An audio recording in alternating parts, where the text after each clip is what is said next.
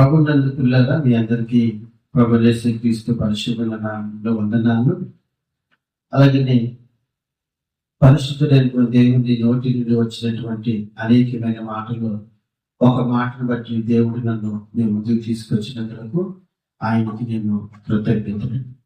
అలాగే పిల్లల, ఆ పరిశుద్ధుడైన దేవుని నోటి నుండి వచ్చినటువంటి అనేకమైనటువంటి మాటలు ఒక మాట మీ ముందు ఉంచడానికి తీసుకొచ్చినటువంటి నన్ను, అలాగే వింటూ చూస్తున్నటువంటి మిమ్మల్ని ఆ దేవుడు దీవించును గాక.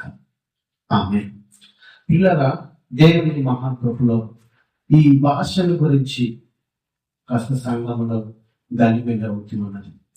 దేవుని బిడ్డలారా, క్రీస్తు శకం మొదటి పెంతెకొస్తు పండగ రోజున పరిశుద్ధాత్మ దేవుడు ఆత్మ కొరకు కనిపెడుతున్నటువంటి వారి మీదకి వచ్చి గొప్ప అద్భుతాలను చేశాడు. అదేమనగా, ఆ పెంతెకొస్తు పండుగను ఆచరించడానికి ఇశ్రాయేలు దేశం నుంచి ఆయా దేశాలకు చెప్పుకున్నటువంటి వారందరూ కూడా ఆ పెంతెకొస్తు పండుగ ఆచరించడానికి వచ్చారు, చూడటానికి వచ్చారు. వచ్చినటువంటి వారందరితో ఆ ప్రభు పేతురుని, యోహాన్ని, ఇక కడమ అపోస్తులను నిలవబెట్టుకొని వారికి అర్థమయ్యే విధముగా దేవుడు క్రీస్తు ప్రభుని గురించి ప్రకటించడం జరిగింది. దానిని మనుషులతో మాట్లాడే మనుషుల భాషలు అంటారు.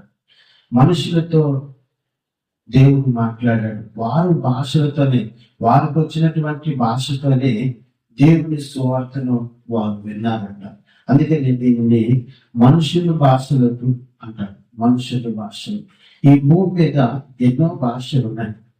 కనుకనే ఆ భాషల్లో ఉన్నటువంటి వారికి ప్రభువుల గురించి ప్రకటించడానికి ఆ భాషను నేర్పించి దేవుడు వారి దగ్గరికి పంపిస్తున్నాడు.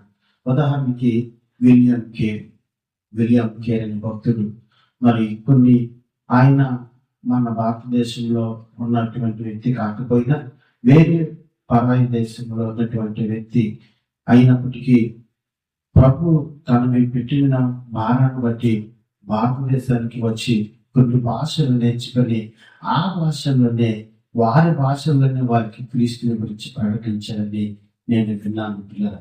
కనుకనే పిల్లరా, అలాగే దేవాది దేవుడు ఆ పెంతెకొస్తు పండగ రోజున ఆయా ప్రాంతాల నుంచి వచ్చినటువంటి వారికి వారి భాషల్లోనే యేసు క్రీస్తుని గురించి మరి ప్రకటించడం జరిగింది. అప్పుడు వారు అంటున్నటువంటి మాటల్లో ఒక మాట అపోస్తుల కార్యములో మనం చూస్తున్నాం.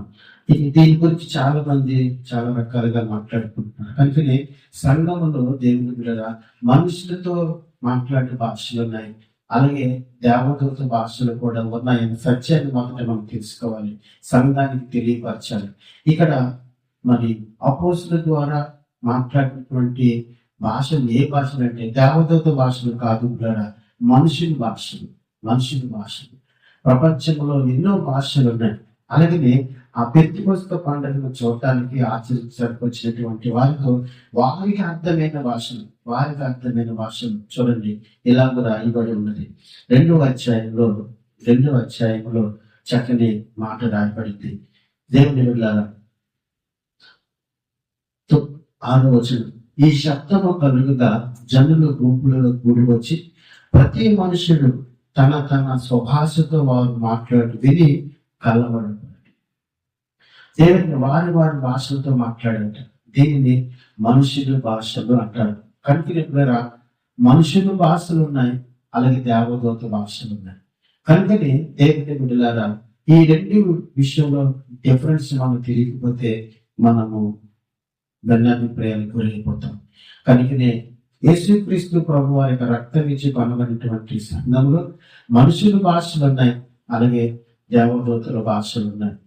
మనుషుల భాషలతో మాట్లాడితే మనుషులకు అర్థమవుతాయి, మనుషులతో దేవదూత భాషలు మాట్లాడితే అర్థం కాదు. కనుక నేను ప్రభుత్వ దేవదూతల భాషలతో మాట్లాడినప్పుడు అది వ్యక్తిగతంగా ఉంటుంది. దానికి కూడా ఆ మహాదేవుడు ఒక చక్కని క్రమబద్ధం మనం ఇచ్చారు. పలుకు చెట్టు మీద నెక్స్ట్ వీడియోలో మనం దాన్ని ధ్యానం చేద్దాం. కనుక నేను భాషల విషయంలో ఎవరు మరి డిస్టర్బ్ అవ్వద్దు. భాషలు ఉన్నాయి, అదొక కృపావరం, అది మనుషుల భాషల, దేవదూతల భాషల అనేది దైవ చిత్తం. దేవుడు చెప్పినట్లుగా వాడుకుంటాడు దైవ చిత్తానుసారంగా.